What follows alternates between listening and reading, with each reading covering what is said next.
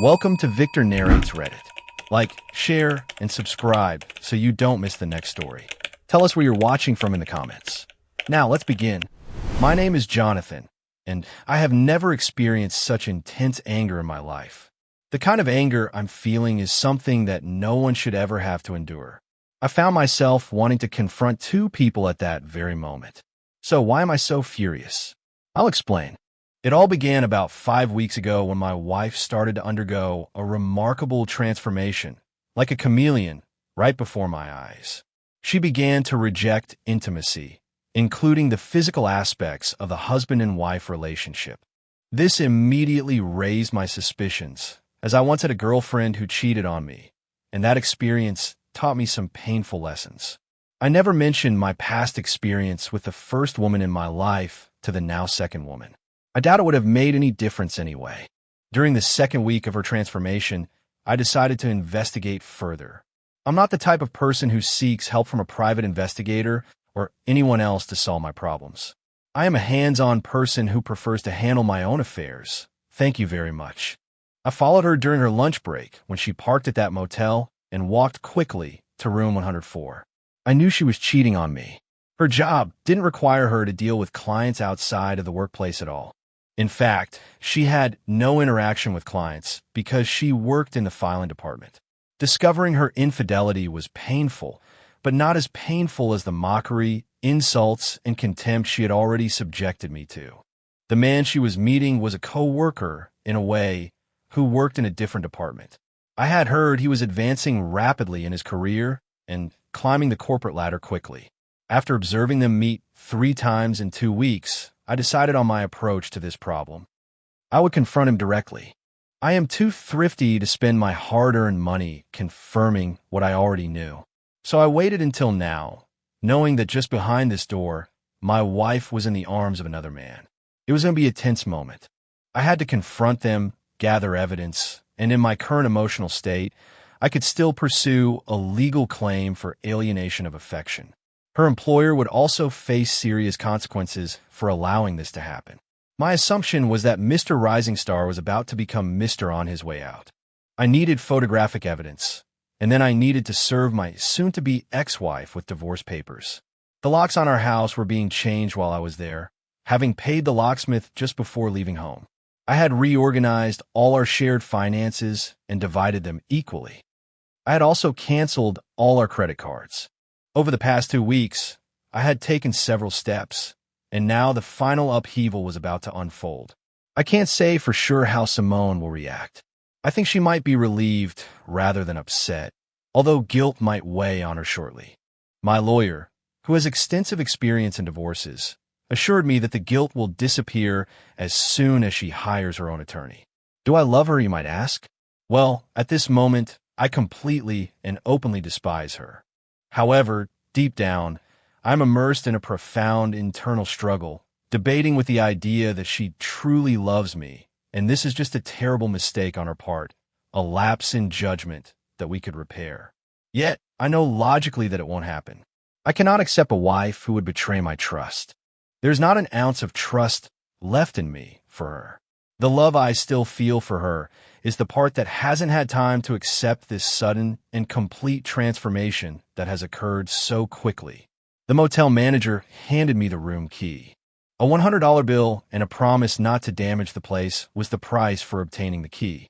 He's a decent guy, and I'm sure it's not his fault that my wife and her lover chose this place for their secret meetings. He also mentioned something about his ex-wife and how there were some similarities between us. Inserting the key, I opened the door silently and entered the room, leaving it ajar. I aimed the camera and stepped fully into the room. I love this digital camera, I thought to myself. I'm so grateful she gave it to me for my birthday 3 months ago. She was yelling at the guy to get off her, and he was furious and trying to get up. I took several more photos, capturing her in a compromising position. Simone was crying, trying to cover herself while he persisted in his foolish actions. I secretly hoped he would make that choice, which made my next move feel quite natural. "Who are you? Get out before I throw you out," he declared. "I'm her soon-to-be ex-husband," I stated. "Who's getting a beating is up for debate. I don't think you'll be giving me mine." I moved to the side as he approached, putting the camera down and turning slightly to the right. I allowed him to approach from my left. I dropped the camera, began to pivot quickly, and in doing so, I forcefully kicked his leg. My fist connected with his jaw. He lifted off the ground from the force of my anger, pain, and just a touch of fear. I was afraid of losing control and seriously injuring him, and he simply wasn't worth it. It must be that I was angrier than I realized. I bent down and checked his pulse. There was a pulse, so I relaxed. I heard Simone babbling about something and then turned to her. She suddenly fell silent, fear choking her voice. I could tell she had never seen me like this before, and I must have looked significantly different from the man she had breakfast with this morning. Well, enjoy the situation. He's all yours now. I don't want to know anything more about your cheating ways, I declared. She stood there with tears streaming down her face, trembling and hugging herself. She couldn't hold my gaze, something I had noticed happening more frequently lately, but now she knew that I knew the game was over. She looked at me, standing over her lover, and I saw her shudder. However, her eyes didn't stay on me for long. Here are the standard divorce papers. I'm filing for divorce. The locks on the house have been changed. I've set up a bank account with your share of everything. You've been served, and we're done. Thank you. I turned and walked out, hearing her plead with me as I went out the door. Wait, let me explain, please, Jonathan, please. I kept moving forward. I couldn't let her see my eyes at that moment. They were filled with tears, and I knew that if I turned back, I might weaken and deviate from my plan. Too much had happened, and I had too many problems to reconsider what no longer existed.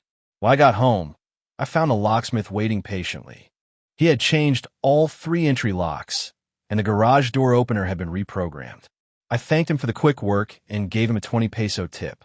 Sitting inside the house that used to be our home, I sat at the kitchen table, reflecting on the years we spent together.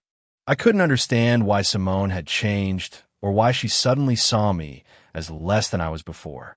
I couldn't find a single reason for her actions. What I did know was that our relationship had come to an end in the span of 5 weeks. The pain and the words had transformed me into a different person.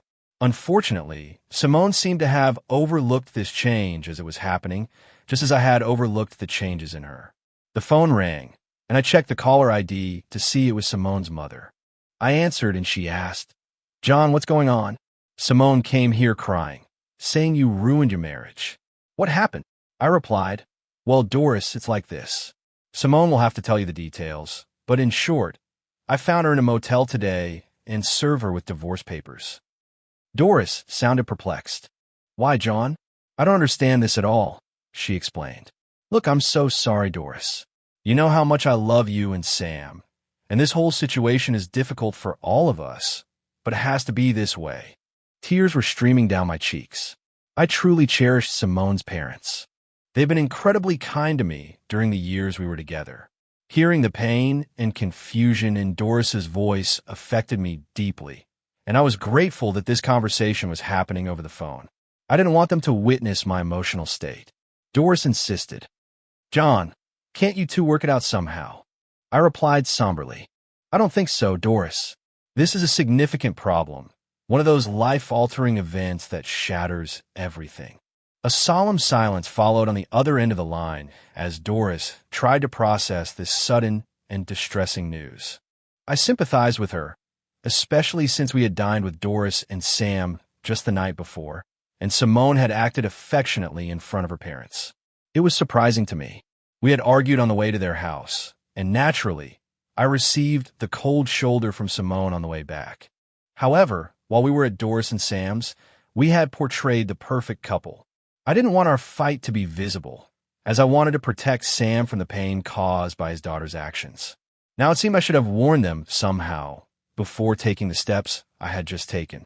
Sam's health was not in great shape, given the demanding workdays of recent years and his history of smoking, which had taken a toll on his well-being. Although Doris was in good health, she was always worried about Sam. I felt regretful for not having given them some form of warning about this chaotic situation. A few days later, my phone rang again. Looking at the caller ID, I saw it was Simone's father. I answered the call, and he began, "John, I need to discuss something related to my daughter's unfortunate relationship. Simone revealed everything to her mother last night, and I was present as well. Can we meet? I want to share with you the exact details of what happened to her. I felt a genuine affection for Simone's parents, so I agreed to meet with Simone's father. He then recounted Simone's conversation with her mother when they spoke about me and my decision to serve her with divorce papers. Simone's mother had asked, "Well, Simone, I'm your mother, and John is like a son to me. I'm sorry to hear that John served you with divorce papers. However, you have to tell me what happened. It's not enough to just mention that John found you in a motel room. I want to know all the details. Why were you at the motel, and who were you with?" Simon explained, "Mom, Jonathan and I weren't getting along as well as we did at the beginning of our marriage. He was overwhelmed with work, managing several projects, and it was affecting our personal life. We had discussed it, as it was significantly impacting our relationship. I knew that in a few months, all his hard work would likely result in a promising promotion. Meanwhile, at my job, Greg discovered a mistake I made with some employee records. It wasn't a major error, but it was a serious negligence on my part that could have jeopardized my upcoming promotion, raise, and career progression. Greg, being the kind of man he is, used this information and practically blackmailed me into meeting him for lunch one day. This eventually led to intimacy as a one-time arrangement to avoid the consequences of my mistake. Although I wasn't thrilled with the situation, one thing that made me agree was the fact that Jonathan and I were not getting along, and our intimacy had dwindled over the past 6 months. It wasn't until that first meeting with Greg that I realized I also felt like I was missing out on some life experiences that others had had. Jonathan had been my only partner, and I had never been with any other man. Our first encounter with Greg took place in his office during lunch. Everyone had left as usual, and I stayed behind. Greg had been waiting for me and even brought a small bottle of my favorite wine along with cheese and crackers. Usually, our lunch breaks lasted an hour, and colleagues would go to local restaurants or food vendors to eat. I used to grab something quick from a street vendor's cart and then seek solitude in the park. That first day, no one seemed to notice our absence. Greg turned out to be much kinder than I initially thought of him as a malicious blackmailer. That first encounter was a sort of release for me. After that day, I found myself wanting him more, despite knowing it was wrong. Although I still loved my husband Jonathan, Greg treated me differently, as if I were his possession or something. With him, I could let go and be a completely different person. At the end of that lunch, I engaged in activities with Greg that I had never done with my husband. We barely managed to clear things up before our colleagues returned, and I left his office feeling less angry towards him than when it all began. Later that day, as I savored his presence on my lips, I couldn't help but think about the next time. It was an unexpected thought that revealed my desire for Greg once again. Greg also wanted more than just one encounter. The next day, he spoke to me about it, and once again, we engaged in an office affair. During those encounters, he started making negative comments about Jonathan. Over the next 2 weeks, a pattern emerged. While we were intimate, Greg would say hurtful things about Jonathan. He even suggested that Jonathan might be cheating on me, given the state of our relationship at home. Gradually, I adopted Greg's perspective. Over time, I started to belittle and criticize Jonathan to everyone except you and Dad. I was afraid that you two might see through me, so I pretended to be a loving wife when you two were around. So just before the motel rendezvous, Jonathan and I were distant, and Greg and I had transitioned from an affair to a full-blown relationship. Greg suggested that using a motel would be a safer way for us to meet until we could devise a better plan. His wife was becoming suspicious, and he believed that someone at work might have noticed how often we were together, given that we worked in different departments. We never discussed leaving our partners. It never occurred to us. We simply met for physical satisfaction. I failed to recognize that with Jonathan, there was love, respect, and understanding. I abandoned those qualities for physical gratification, lust, and the way Greg dominated me. Jonathan respected me and would never take anything without my full consent. Greg, on the other hand, took what he wanted, and ordered me around without any genuine love. His wife provided him with the emotional support he needed. Meanwhile, I let my emotional connection with Jonathan wither in favor of the thrill I experienced with Greg. Looking back, I now realize that I made the biggest mistake of my life 10 weeks ago, and there is no way to go back and fix it. When Jonathan entered the room that day, it took me by surprise. I panicked, trying to hide myself and push Greg away. By the time Greg got up, I looked at John's face and saw a complete stranger. There was a look in his eyes that I had never witnessed before. Jonathan started taking pictures of us while Greg got off the bed, muttering something I couldn't understand. Jonathan calmly placed the digital camera on the nearby table where I was standing. What happened next left me stunned. Greg started advancing toward Jonathan, making threats. The next thing I witnessed was Greg, rising about 60 centimeters in the air before falling on his back. Jonathan's gaze met mine, and I couldn't bear to look at him any longer. I tried to cover myself with the sheet, feeling scared, ashamed, and above all, deeply embarrassed. Jonathan called me a derogatory term and threw some folded papers on the bed. I heard something about papers and divorces being served. I looked at the sheets, unsure if my husband would harm me. I was also afraid, ashamed, and overwhelmed with shame. Suddenly, Jonathan turned around and started to leave, taking the camera from the table. I shouted at him, although I can't remember what I said. I only remember feeling that whatever I uttered must have sounded hollow. Later, I took a long shower without checking on Greg. I no longer cared if he was alive or not. The motel manager came to check the room, and that's when I learned that Jonathan had bought a key from him. The manager looked at me with contempt. He shared that he had discovered his wife with another man in a room similar to the one Jonathan had rented, which was the real reason he had given Jonathan the key. He informed me that I had really messed up. He didn't need to tell me. I already knew. I had just thrown away the best thing I ever had in my life. All because I got entangled in my affair and foolishly believed I had something special. The next day I arrived at work, and 3 men were waiting in my office: the company president, the HR manager, and a man I assumed was the company's lawyer. They asked how Greg and I had gotten involved, and I explained everything without hiding anything. I could see the expressions on my colleagues' faces as they passed by the office, the same looks I'd seen when I arrived that morning, and I knew I would be fired by the end of the day. However, I was wrong. First, the HR representative ensured that the initial encounter with Greg had been a form of blackmail, and they made me sign some documents about Greg and me. I was out of the office and on the street before lunch. The company couldn't keep me, but because of Greg's initial blackmail, they had to provide me with a severance package. Other than that, I was fired. Greg was escorted out of the building by security and handed over to the police.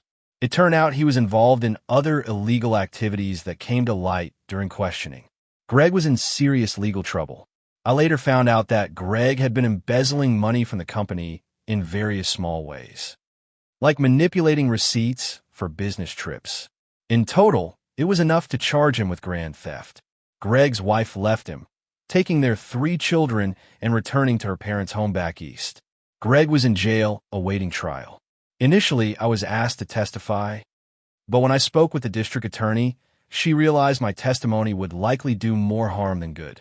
Consequently, they decided not to use me as a witness. Greg's lawyer asked if I would testify in Greg's defense.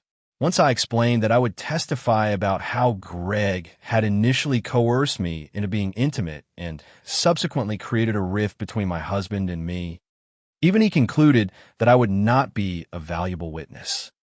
"Mother, I honestly don't know how I managed to make such terrible decisions," her mother replied. "Simone, you have made one of the gravest mistakes possible. You have not only disappointed your parents and yourself, but you have also betrayed your husband. You, young lady, have completely ruined 2 marriages and shattered your husband's love. Your actions have fallen to the lowest of the low. I still love you because you are my daughter, but I have lost all respect for you." He informed me that he and Doris allowed Simone to move in with them. He sounded distressed, which also made me cry. They were good people, and I was sorry they'd been dragged into this mess. I understood that if I had warned her parents, Simone might have been alerted, and I wouldn't have obtained the necessary photos. Well, I didn't really need them for court unless her lawyer became confrontational. In case of any confrontation, the photos would be presented along with the sworn testimony of 6 different individuals about their involvement. I hesitated to call it an affair. I'm not sure if Simone was truly in love with this man or if she initially participated voluntarily. Her father's statements suggested that Greg might have had some influence over Simone at the beginning. My lawyer was making the most of the case against Simone's employer, which had already been filed while I was preparing. He visited the motel room, filed the case in court, and then within 20 minutes, he was on the phone with the company's lawyers, who were quite agitated. Naturally, they were also in denial, but my lawyer mentioned the sworn statements, and suddenly the company adopted a different stance. From what my lawyer told me, I knew that it was likely that Simone, her lover, and possibly others involved would be fired from their jobs the next day, unless they could provide a reasonable excuse for their behavior. As for me, I knew the case for alienation of affection against Greg was strong, given his employer's actions. We had sworn statements from 3 of his co-workers and one of hers about their clandestine activities at work. Some supervisors in the company had also speculated about them, but no one had confronted them or reported it to me. We also had sworn statements from the motel owner and a cleaning lady, which brought the total to 6 witnesses in some way, along with my photos as concrete proof of the relationship occurring during company work hours. Their use of the motel was an attempt to avoid the prying eyes of coworkers, as Greg realized they were becoming too conspicuous. He was also aware of the company's policies regarding relationships and ethics in the workplace, and my lawyer had gathered a lot of information about it. I discovered that Simone and the other man had been together for just over 5 weeks by the time I felt something was wrong. So, Simone was involved in this affair for a little over 10 weeks in total when I confronted them at the motel. The moment I found out 5 weeks ago was one of the most difficult moments of my life. I had experienced 3 such moments so far, and at this point, I hoped I wouldn't have to go through another one as long as I lived. Leaving the motel room that day left me feeling more numb than ever. Simone was still on the bed, crying, and he was still unconscious. The motel manager found me in the hallway, and I handed him the key. He offered some kind words of comfort, placing his hand on my shoulder. "It's tough now, but it will get better. Move forward, find yourself, and then find someone else. You'll be okay," he said. I knew it was going to be painful for a while, depending on how much I had loved and cared for her. Thanks, I had already figured that out. Simone put up no resistance during the divorce proceedings. Everything went incredibly smoothly. My lawyer and hers, I think, were surprised. She seemed completely resigned, and although I could see she was suffering, at least she didn't try to justify her actions.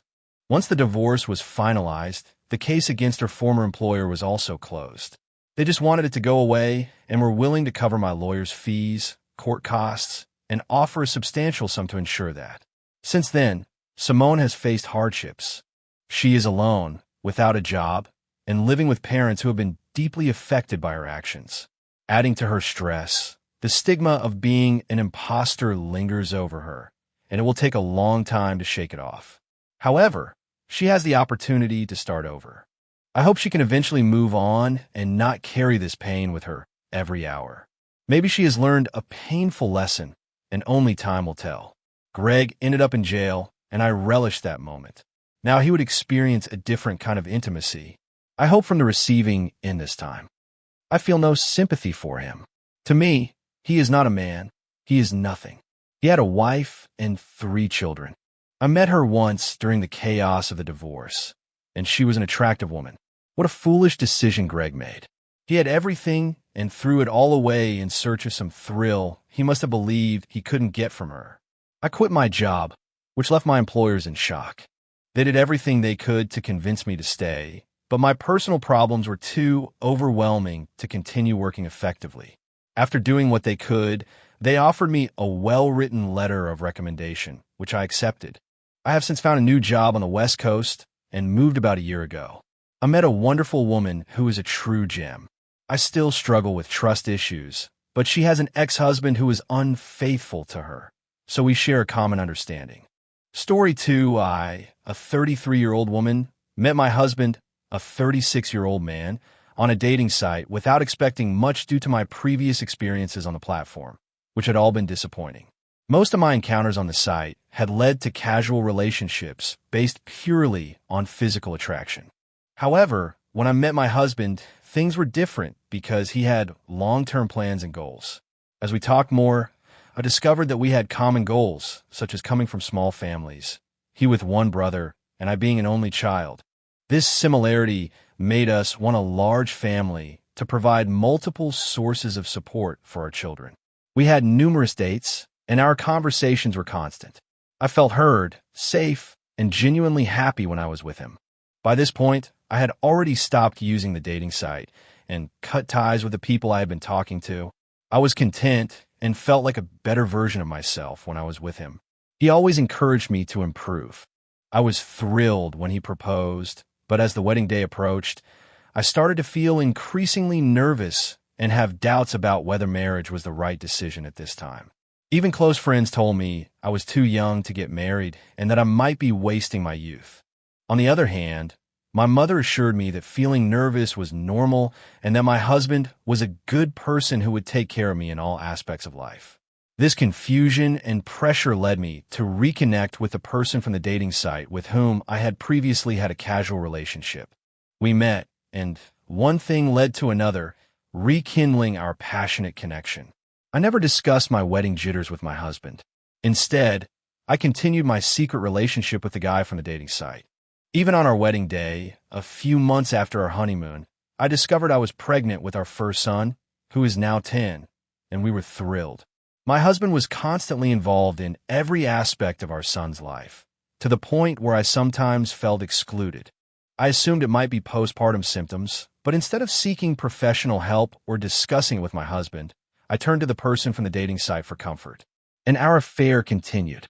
In the following years, we welcomed 2 more sons, currently 6 and 3 years old. Our family was a source of great happiness, and we were on our way to achieving our dream of having a large family. The only thing missing was a girl. There were no girls in my husband's family, and I had no sisters, so having 1 or 2 daughters would feel like the final piece of the puzzle. My husband was particularly eager to have a daughter, but I wasn't getting pregnant. Over time, things became frustrating and intimacy began to feel like an obligation rather than something enjoyable. It became stressful, and I had no one to confide in after my affair partner had to move to another state due to a job promotion. After trying to conceive for almost a year without success, we decided to seek help from a specialist. After a series of tests, the doctors confirmed that I was healthy and fertile, but suggested testing my husband. To our surprise, it turned out that my husband was infertile, unable to father children. This revelation raised a concern I had never considered before, the possibility that our children were not biologically his. My husband remained silent for a while, clearly processing the implications of what I had just mentioned. The ride home was filled with silence, and I was too apprehensive to speak. When we got home, he still hadn't addressed the issue with me. Instead, he called my mom and asked her to come pick up the children. Once they were gone, he confronted me about the biological father's identity. I tried to reassure him by telling him they were his children, as he had raised them, and I had no knowledge that they weren't biologically his. I made it clear that I would never force him to raise children that weren't his, as this news was new to me as well. However, he flew into a rage, and we started arguing. He accused me of betraying his trust and endangering his health, implying that I'd been unfaithful. In my anger, I admitted to the affair, explaining that it was a way of coping with feeling trapped and suffocated in our relationship, providing me with a sense of vitality and control. I know I'm not the only woman who has experienced these feelings before. Clearly, my husband wants a divorce and intends to conduct paternity tests, but I don't want to break up our happy family. I would have never continued the affair if I had known my husband was infertile and that our children could never be his. I feel like I have completely ruined my life and my children's lives by trying to have another child. I understand that I have acted terribly, but my children are innocent in all of this, and they deserve a family. They deserve a father. I married my husband because I genuinely loved him, not just for the security he provided. The other man was the only other person I was involved with, as I believed having multiple partners would be complicated. I didn't love him in the same way I loved my husband. I was simply attracted to him, and our relationship was purely physical. He knew I had a husband, and we had clear boundaries. We didn't want anything more from each other. I never considered that my children could belong to anyone other than my husband, as we almost always used protection, and I couldn't imagine anyone else being the father of my children besides my husband. My husband is moving forward with the divorce process, and we are already in the midst of it. Unfortunately, he doesn't want to listen to my pleas when I mention the children and how this would affect them. He insisted on having custody as well. He mentioned that he had financially supported 3 children who are not biologically his and would likely be ordered to pay child support. So he intends to make sure he gets his money's worth and sees them as his retirement plan. This affected me deeply, and I cried, but he showed no sympathy.